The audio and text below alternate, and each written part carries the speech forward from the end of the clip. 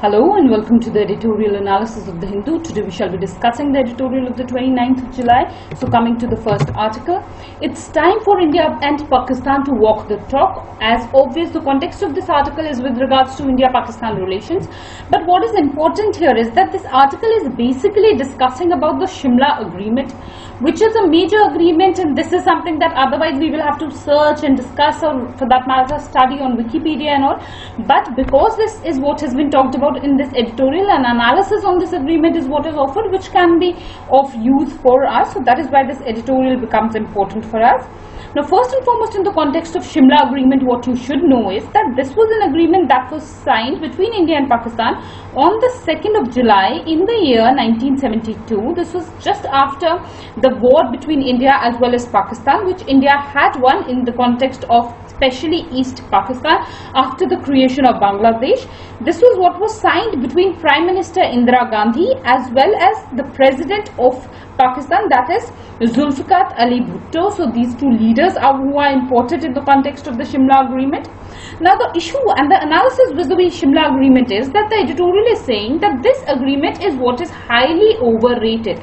There is no such efficiency of this agreement or efficacy of this agreement as was believed is what has failed. So that is what is important.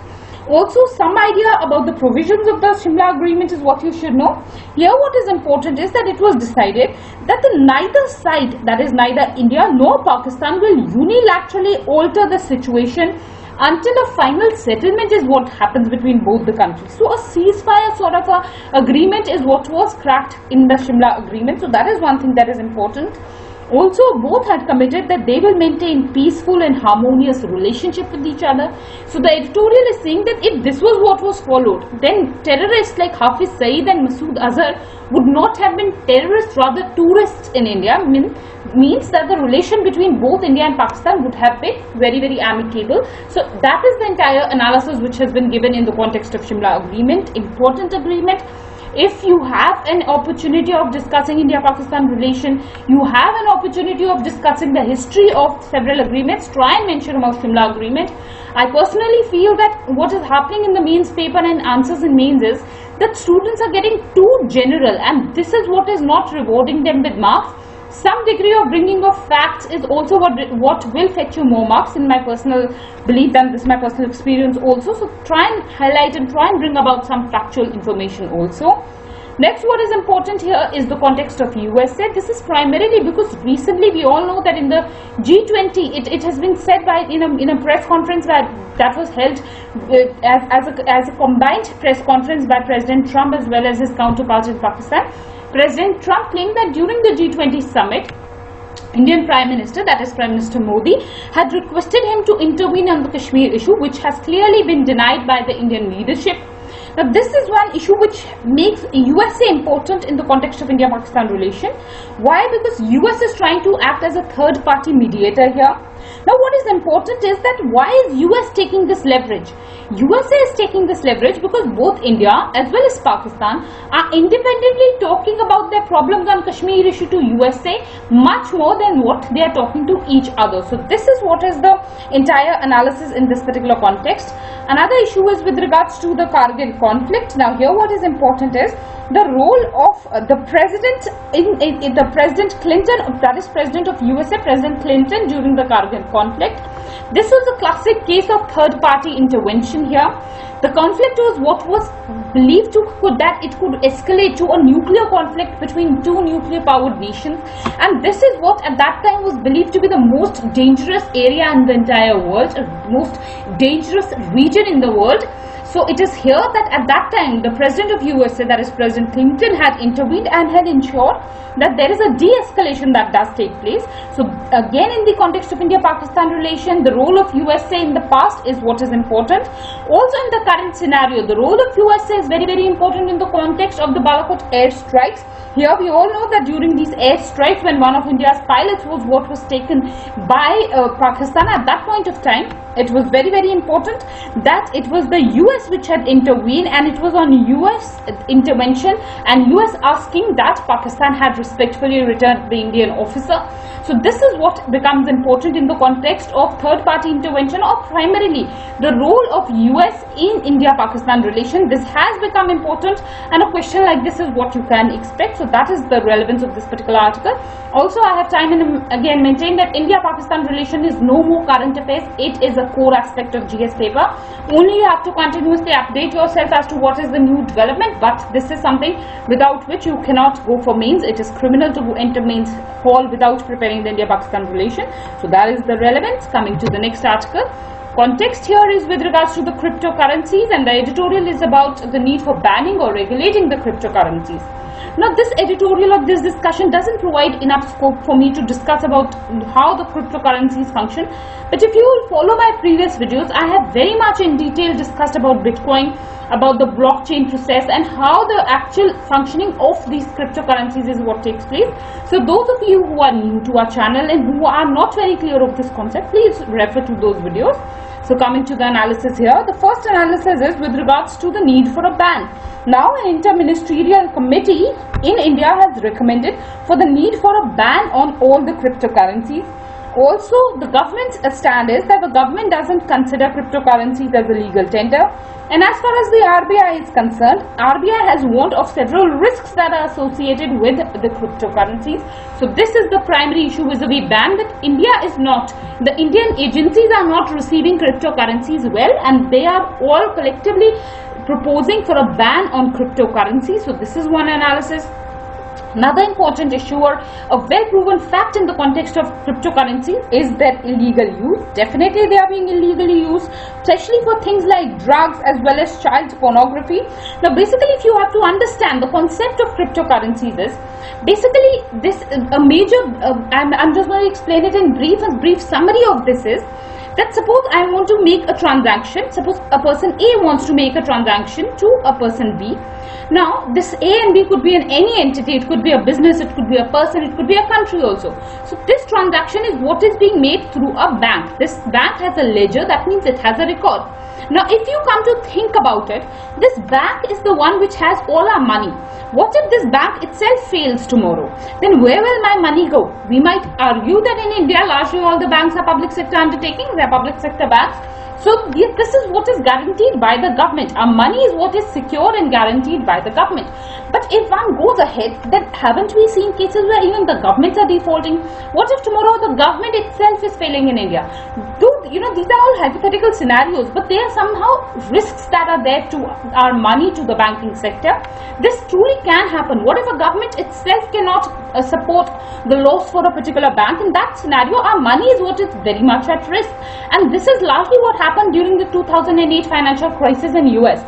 So it was in the aftermath of this particular financial crisis that it was believed that instead of this bank being a central authority and a major player, what is important is that A and B should be able to directly make their transaction.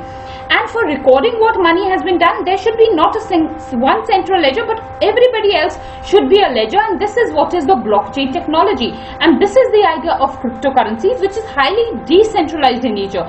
Now there is no such centralization of a central bank, but rather every other person has a record of this transaction, and A and B are not dependent on any central authority which can regulate their money, or in the case of a failure of the central authority, the money of A and B is not going to be affected. So this is what is the core idea behind a cryptocurrency.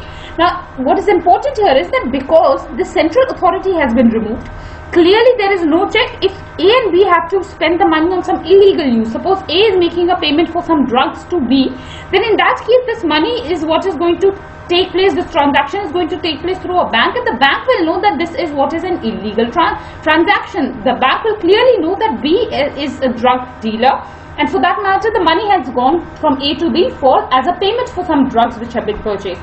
So here regulation is what is done by the government, this can be checked. But if direct payment is done, then there is no check. So that is how illegal use is done. Another analysis in the context of decentralization is that if the central bank is what is removed, that the control of the government is also weakened, and this is an area of decentralization of exchange system or the monetary system in the country, and that is why this is what is a threat to the official currency as well as to the official monetary system, and that is why also countries are banning it. So that is one analysis. However, the editorial is advocating that instead of directly banning such kind of a revolutionary idea and revolutionary technology, what is important is that it should be regulated. Countries like Canada, countries like Thailand, Russia and Japan, all of them have regulated their cryptocurrencies rather than outrightly banning them, and India should also take lessons from these countries, should see what they are doing rather than outrightly banning. So that is the entire analysis, that instead of a ban, regulation is what should be done. So this is indeed important. Cryptocurrencies is one of the most hot topics and very relevant. Please, you should prepare this topic very well. If you are not clear about the concept of Bitcoin and blockchain technology, I have very much discussed it in detail. Please refer to our old videos.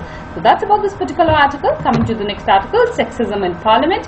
Now basically what has happened here is, the context is with regards to controversy that has arisen because of the comments by one of the MPs, that is Mr. Azam Khan. He is an MP from the Samajwadi Party.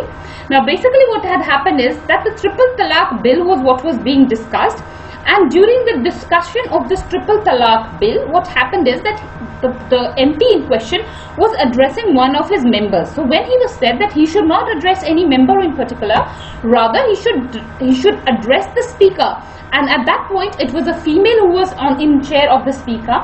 So some comments were made by the MP where he said that if he has to address the speaker, then maybe he will not be able to get his eyes off the speaker. So these kind of comments are what have come as very irresponsible comments. Also during election campaigning, he was banned from campaigning for 72 hours because he had made such kind of sexist comments against Mrs. Jaya Prada also. So these kind of episodes are what have taken place. What is shameful here is that these comments have taken place on the grounds of the parliament. Parliament is the temple of India's democracy, and it is at this particular point where a decorum has to be maintained, some respect has to be maintained, which has clearly been breached in this particular case. So that is what is important here. Only two issues which I found relevant are one about women parliamentarians. Now an analysis is what is offered in the context of the 17th Lok Sabha, very important. The 17th Lok Sabha has the highest number of women MPs, which is total 78, which is approximately 14.39% of the house.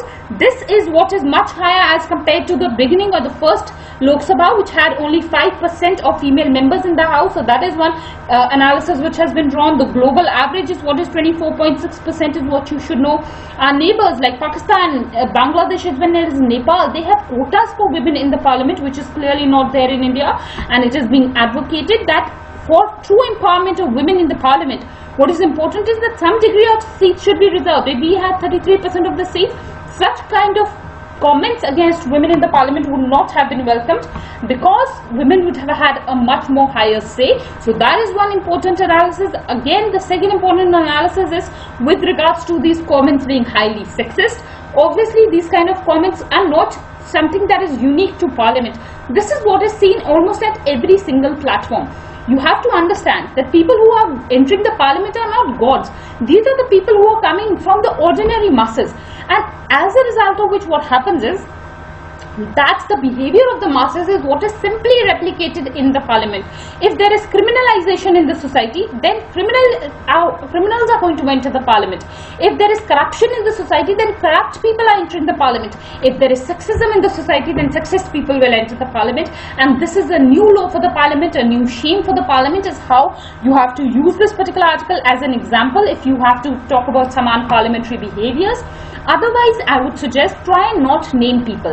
Even if this controversy is what you want to talk about in your mains paper, just talk that one of the MPs during the discussion of the triple talaq bill, that is how you can put it, rather than simply going ahead with names. I have always personally believed, and also I have learned, that you should not use names in particular, especially whenever the matter is what is controversial. Try and avoid using names and address as a third person. That is a good way of addressing rather than directly using names. So that is one strategy that you should use. So that's about this particular article. You have to use it as an example whenever you are discussing about some parliamentary laws. That is where the relevance is. So that's about this article, and that's about our discussion today. Thank you all for watching the video.